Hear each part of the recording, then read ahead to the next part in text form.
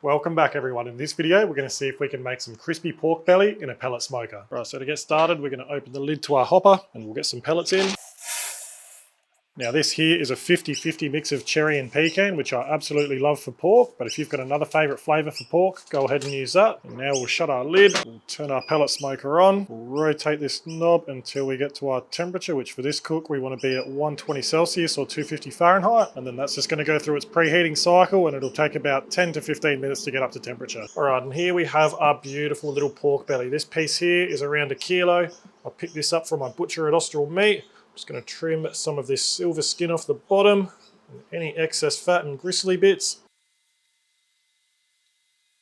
Alright, now that didn't need much trimming at all. The next thing we're going to do is just get some paper towel and pat that skin dry.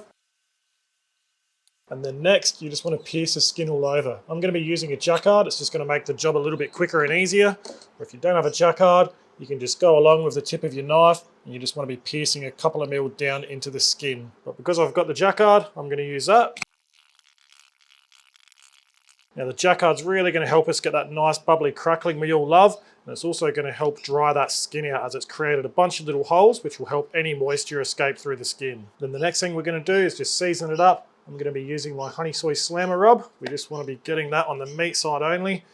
You don't want to get any of it on the skin. If you do, you just want to try and brush it off straight away. Alright, I'm just brushing off any little bits of seasoning I got on the skin. That's looking pretty good. Now that's ready to go once our smoker's up to temperature. Alright, and after about 15 minutes we are up to temperature, so we'll open it up. I'm just going to get a drip tray underneath for now. We'll get our beautiful pork belly right over the top of that drip tray. And now I'm just covering the pork belly skin in salt. This is going to do two things. This will really help draw any moisture out under that skin to help give us that perfect crackling later on.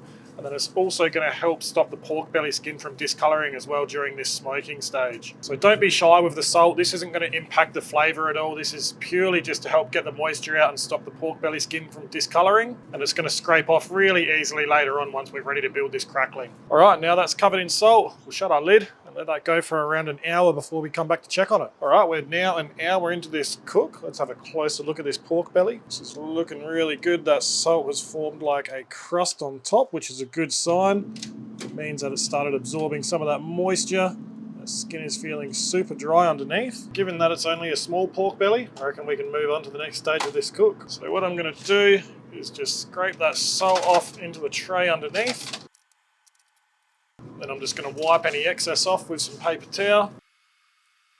And then we're going to bring the pork belly out and into a clean foil tray. And we'll let our pork belly sit for a moment while we crank our temperature up. We're going to go at about 260 Celsius or 500 Fahrenheit. And if you're following along using this pellet smoker, you want to make sure you've selected 260 Celsius smoking temperature. As you can see, we're already 247 Celsius at grate level, which is the searing temperature. So just make sure you've selected the right one using this button. Alright, now back to our pork belly. We're just going to add a drizzle of oil to that skin. We'll brush that over.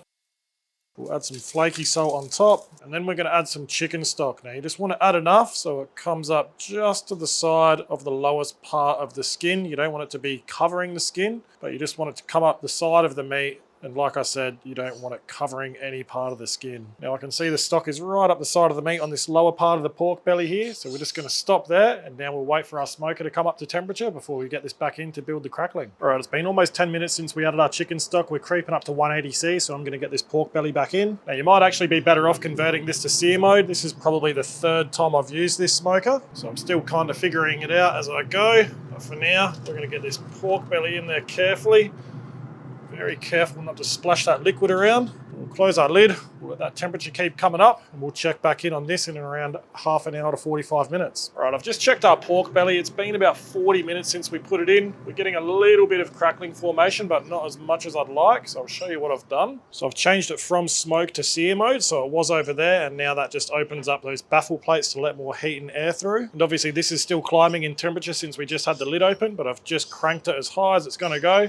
So we'll give that 10 minutes to get nice and hot, and then we'll check on our crackling in another half an hour to 45 minutes. All right, it's been just over half an hour since we last checked in. All I've done between now and then is just rotated that tray so both sides of that pork belly get even heat, and I've just topped up the juice in that tray as well because you don't want that to run dry or you'll burn the bottom of your pork belly. Now, as you can see, this is starting to crackle up really nice now. Is this a waste of pellets? Probably. I easily could finish this off in the oven or under the grill, but I really just wanted to see if this pellet smoker could do it. That crackling's almost there, so I reckon we'll let this go for another 15 minutes and we'll come back and check. All right, I reckon this pork belly should be done.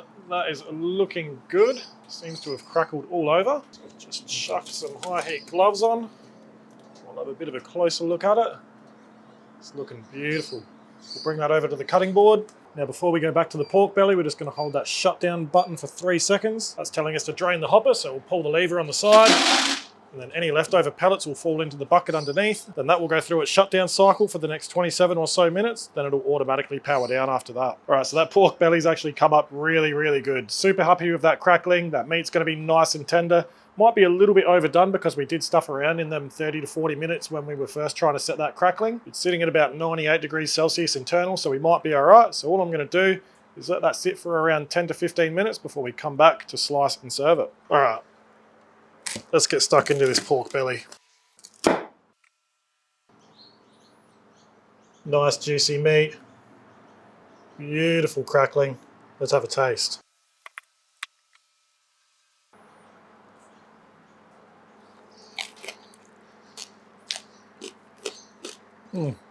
So good. You got that nice bubbly crackling you don't break your teeth on, and that meat is just tender and juicy too. So I definitely know for next time to just go straight to high heat sear mode in the pellet smoker if I want to build that crackling. It wasn't the smoothest cook, but we got there in the end. All I really wanted to know was if the pellet smoker can produce that crispy pork belly with tender and juicy meat. As you can see, it certainly did, so I'm happy. If you've got any questions, don't hesitate to ask them in the comments below. If you enjoyed the video, give it a thumbs up, subscribe to my channel. But for now, that's the end of the video, so thanks for watching, and I'll see you next time.